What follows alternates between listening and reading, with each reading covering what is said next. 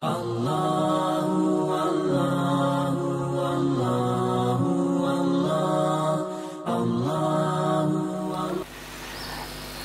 Ibu yang saya muliakan, insyaallah lanjutan pengajian subuh kita pada subuh hari ini. Kita masih membahas surah An-Nisa ayat 159. A'udzubillahi minasyaitonirrajim. Bismillahirrahmanirrahim. Wa in min ahlil kitabi illa la yu'minanna bihi qabla mautih wa yaumal qiyamati yakunu alaihim syahida. Shadaqallahul azim. Bapak Ibu yang saya muliakan, pada ayat yang lalu Allah Subhanahu wa taala menyampaikan kepada kita bahwa sesungguhnya Nabiullah Isa alaihi salam rafa'allahu ilaihi, Allah mengangkat ke sisinya, atau dengan kata lain bahwa Allah Subhanahu wa taala mengangkat Nabiullah Isa alaihissalam ke atas langit dan dijanjikan kepada kita pada akhir zaman Nabiullah Isa alaihissalam akan diturunkan kembali. Maka pada ayat ini Allah Subhanahu wa taala berfirman, wa in min ahlil kitabi, bahwa tidak ada seorang pun ahlul kitab. Yang dimaksud di sini ahlul kitab adalah al-Yahud wan Nasara, adalah orang-orang Yahudi dan orang-orang Nasrani yang telah diturunkan kitab Taurat dan Injil. Illa la yu'minan nabihi qabla mautihi, bahwa di dalam penjelasan tafsir dikatakan laisa ahadun minal yahudi wan nasara, tidak ada seorang pun dari kalangan orang-orang Yahudi dan Nasrani illa la yu'minan nabihi qabla mautihi bi Isa, melainkan akan beriman sebelum wafatnya Nabiullah Isa alaihissalam. Bapak Ibu yang saya muliakan, illa la yu'minan nabihi qabla mautihi, melainkan beriman kepadanya sebelum matinya. Di sini ada 4 interpretasi ulama, karena kata bihi itu adalah kata ganti yang bermakna yang pertama bahwa illa liyu'minan nabihi, melainkan beriman kepada Nabiullah Isa alaihissalam, bahwa orang-orang Yahudi dan Nasrani mereka akan beriman kepada Nabiullah Isa alaihissalam, bahwa sesungguhnya Isa adalah hamba Allah dan Rasul Allah. Qabla mautihi, kata ganti pada qabla mautihi adalah al-kitabiyu, para ahlul kitab, bahwa ahlul kitab itu tidak beriman kepada Nabiullah Isa, tidak seorang pun, melainkan beriman kepada Nabiullah Isa qabla mautihi, sebelum matinya para ahlul kitab, wafatnya. Yang dimaksud di sini qabla mautihi, ketika mereka menghadapi yang namanya sakaratul maut, bahwa para ahlul kitab ketika mereka menghadapi sakaratul maut akan dimatikan oleh Allah, akan dicabut nyawanya oleh malakal maut, sesungguhnya mereka beriman kepada Nabiullah Isa alaihissalam dengan meyakini bahwa Isa itu adalah hamba Allah dan Rasul Allah, bukan anak Tuhan. Bapak Ibu yang saya muliakan, masyiral muslimin wal muslimat rahimakumullah, ini berdasarkan tafsir Ibnu Abbas, salah seorang sahabat baginda Rasulullah SAW dan paman Rasulullah.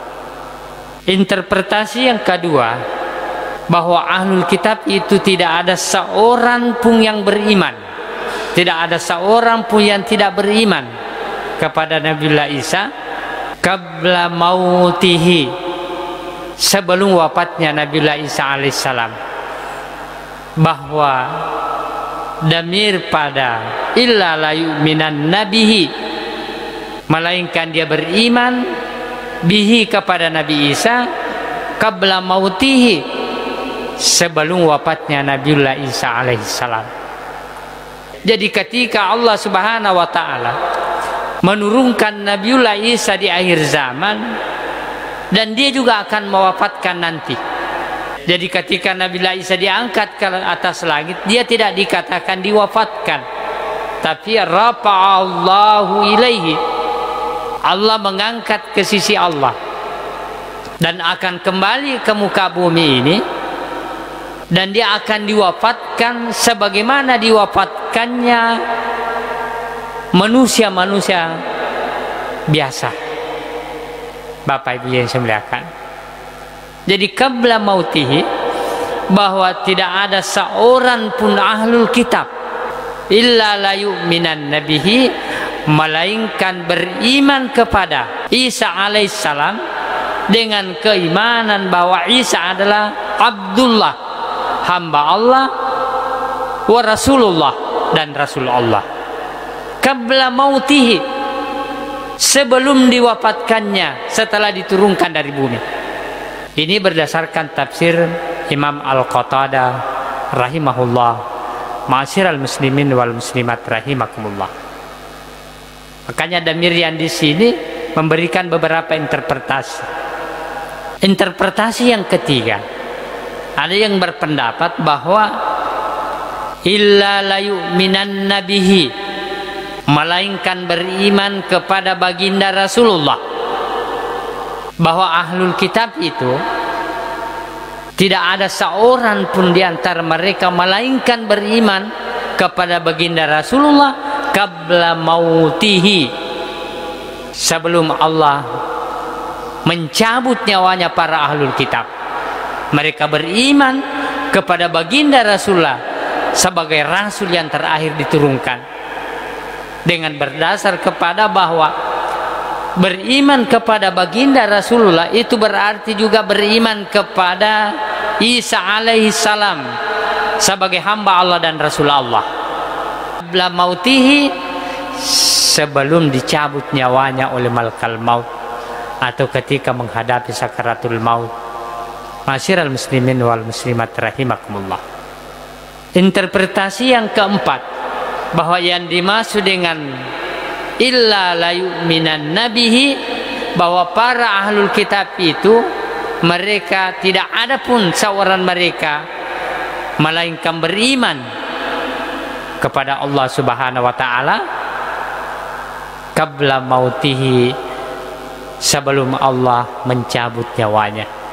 Bapak Ibu yang saya muliakan, keempat interpretasi ini Imam At-Tabari memilih pendapat pertama, yang kedua, bahwa tidak ada seorang pun ahlul kitab melainkan beriman illa la yu'minan nabihi, kepada Nabiullah Isa sebagai hamba dan Rasul Allah qabla mautihi, sebelum diwafatkan.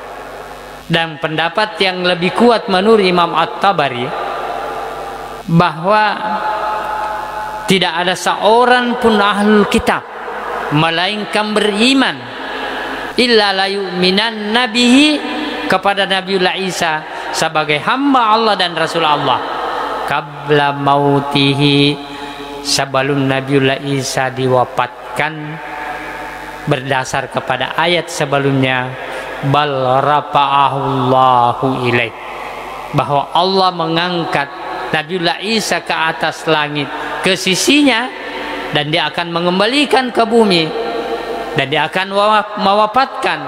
Maka pada saat itu para ahlul kitab mereka beriman kepada Isa alaihissalam dengan keimanan Isa adalah Abdullah, hamba Allah, wa Rasulullah, dan Rasul Allah.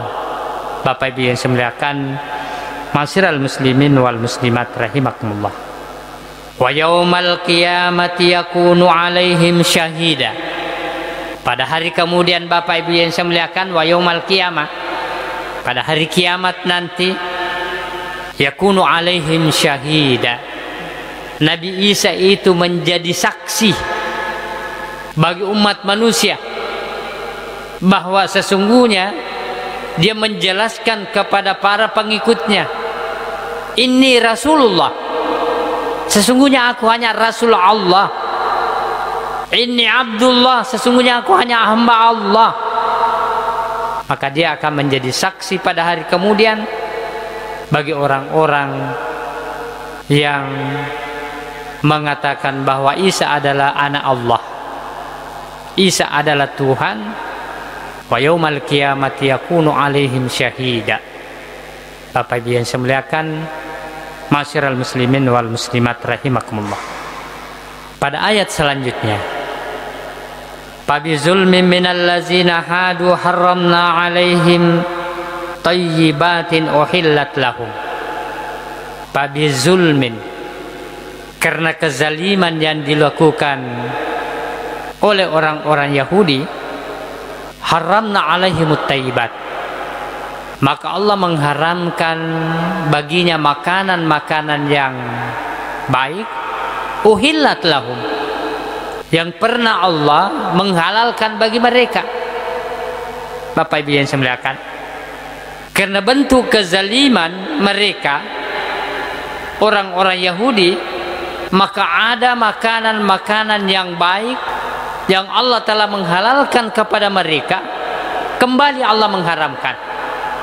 Itu sesuai dengan firman Allah Subhanahu wa taala dalam surah Al-An'am ayat 146. Bentuk makanan yang diharamkan oleh Allah kepada orang-orang Yahudi setelah mereka melakukan kezaliman, setelah mereka durhaka. Bapak Ibu yang saya muliakan, dalam surah Al-An'am ayat 146, Allah mengharamkan bagi orang-orang Yahudi, wa 'alal ladzina hadu harramna kullazi sufur, bahwa orang-orang Yahudi kami haramkan kullazi sufur, setiap binatang yang memiliki kuku.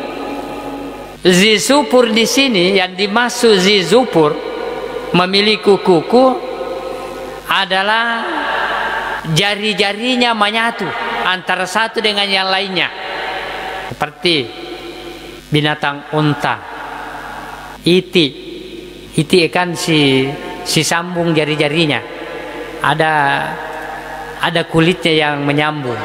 Bapak Ibu yang saya muliakan, angsa, jadi itik, angsa, unta yang jari-jarinya itu bersambungan dengan ada kulit yang mengantarai, itulah yang dimaksud dengan zizufur, yang memiliki kuku. Binatang-binatang inilah yang diharamkan oleh orang-orang Yahudi karena mereka melakukan kedurhakaan di sisi Allah Subhanahu wa taala. Diharamkan bagi mereka.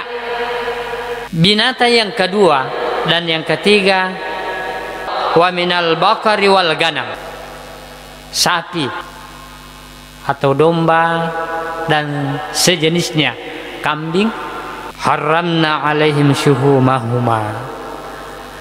Jadi sapi dengan domba yang sejenisnya, Allah mengharamkan orang-orang Yahudi syuhumahuma, lemaknya.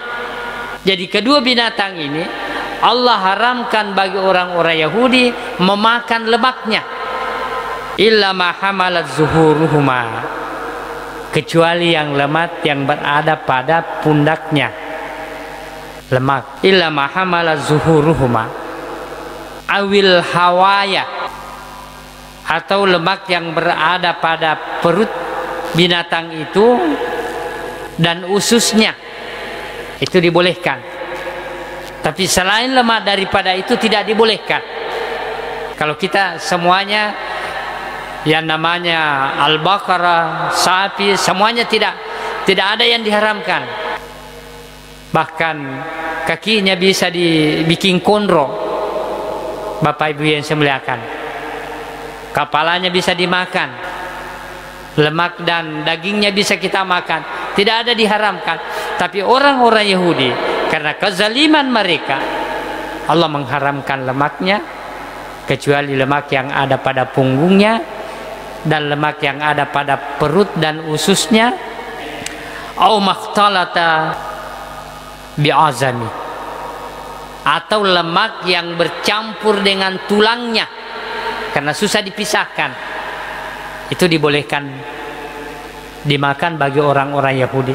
Tapi selain daripada itu, Allah haramkan sebagai azab atau sebagai balasan atas kezalimannya. Bapak Ibu yang saya muliakan, zalika jazainahum bibaghihim, ini hal itu sebagai balasan bagi orang-orang Yahudi, bibaghihim, karena kedurhakaan mereka. Maka Allah mengharamkan makanan-makanan yang baik yang sebelumnya pernah dihalalkan.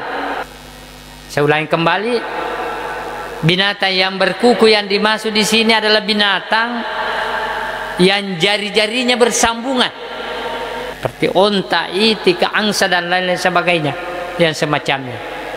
Yang kedua dan ketiga, sapi dan domba yang sejenisnya, tetapi lemaknya yang diharamkan, syuhumahuma, kecuali lemak yang ada pada tulang punggungnya, perut dan ususnya, dan lemak yang bercampur dengan tulang sapi dan domba. Itu bentuk balasan Allah terhadap kedurhakaan mereka, terhadap kezaliman mereka. Wa inna ma lasadiqun, sesungguhnya Allah maha benar. Ma'asyiral muslimin wal muslimat rahimakumullah. Pada ayat selanjutnya, Bapak Ibu yang saya muliakan, Allah lebih merinci bentuk kezaliman yang dilakukan oleh orang-orang Yahudi. Bentuk kezaliman yang pertama yang dilakukan oleh orang-orang Yahudi sehingga diharamkan memakan makanan yang baik yang pernah dihalalkan, yang pertama adalah wa bisaddihim an sabilillahi katsira, dia menghalang-halangi dirinya dan orang lain untuk melakukan kebaikan di jalan Allah Subhanahu wa taala. Ulama memberikan interpretasi di sini, menghalang-halangi dirinya melakukan kebaikan dimaksud adalah menghalang-halangi dirinya tidak mau beriman kepada baginda Rasulullah sallallahu alaihi wasallam, tidak mau melakukan kebaikan, tidak mau melakukan kebajikan. Maka inilah bentuk kezaliman yang dilakukan oleh orang-orang Yahudi sehingga Allah telah mengharamkan makanan yang baik-baik. Ma'asyiral muslimin wal muslimat rahimakumullah. Bentuk kezaliman yang kedua, wa uhzihimur riba wa kadanuhu anhu. Orang-orang Yahudi suka memakan riba. Saya kira pengertian riba sudah menjadi bahasa Indonesia. Wa kadanuhu anhu, padahal seluruh agama-agama mengharamkan, baik itu Taurat atau itu Injil atau itu Al-Quran, semua mengharamkan yang namanya riba, yang namanya riba. Wa kadanuhu anhu, tapi justru mereka melegalkan. Bapak Ibu yang saya muliakan, inilah bentuk kezaliman yang kedua yang dilakukan oleh orang-orang Yahudi sampai dia diharamkan makanan yang baik-baik. Bentuk kezaliman yang ketiga, wa aklihim amwalan nasi bil batil, dia suka memakan harta manusia secara batil. Memakan harta manusia secara batil banyak dicontohkan oleh para ulama kita. Yang pertama riswa, sogok manyogok. Yang kedua jual beli yang tidak jujur. Makanya suatu ketika baginda Rasulullah berjalan di pasar, Pak Bu, dia melihat penjual kurma, kurmanya yang di atas baik-baik, tapi ketika Rasulullah mencelupkan tangannya ke bawah lalu mengambil satu buah kurma yang paling bawah, ternyata banyak ulatnya. Maka Nabi mengatakan, bukan umatku bagi orang-orang yang suka menipu. Ini juga masuk dalam kategori memakan harta manusia secara batil. Jadi apapun bentuknya, ketika kita melakukan penipuan, maka itu adalah bentuk kezaliman. Masyiral muslimin wal muslimat rahimakumullah. Wa'tadna lil kafirina minhum azaban alima. Maka Allah mengancam bagi orang-orang kafir ingkar kepada agama Allah azaban aliman, azab yang sangat pedih. Masyiral muslimin wal muslimat rahimakumullah. Kemudian yang terakhir pada ayat selanjutnya, lakinir rasikhuna fil ilmi minhum wal mu'minuna yu'minuna bima unzila ilaika wa ma unzila min qablik wal muqimina shalah wal mu'tuna zakah wal mu'minuna billahi wal yaumil akhiri ulaika sanu'tihim ajran azima. Bapak Ibu yang saya muliakan, sering saya sampaikan bahwa ketika Allah memberikan informasi kepada kita, itu informasi seimbang. Ketika Allah memberikan ancaman kepada kita, wa'tadna lil kafirina azaban alima, Allah akan mengancam orang-orang yang ingkar kepada agamanya, azab yang sangat pedih. Maka pada ayat selanjutnya Allah memberikan berita gembira. Bapak Ibu yang saya muliakan, lakinir rasikhuna fil ilmi minhum, akan tetapi ar-rasikhuna fil ilmi, rasaha, kalau dalam pengertian bahasa rasaha itu tertancap. Itu pohon kalau kuat akarnya, bisa dikatakan tancapannya kuat, rasa. Tapi yang dimaksud di sini ar-rasikhuna fil ilmi adalah orang yang mendalam ilmunya. Ar-rasikhuna fil ilmi karena dikaitkan dengan ilmu.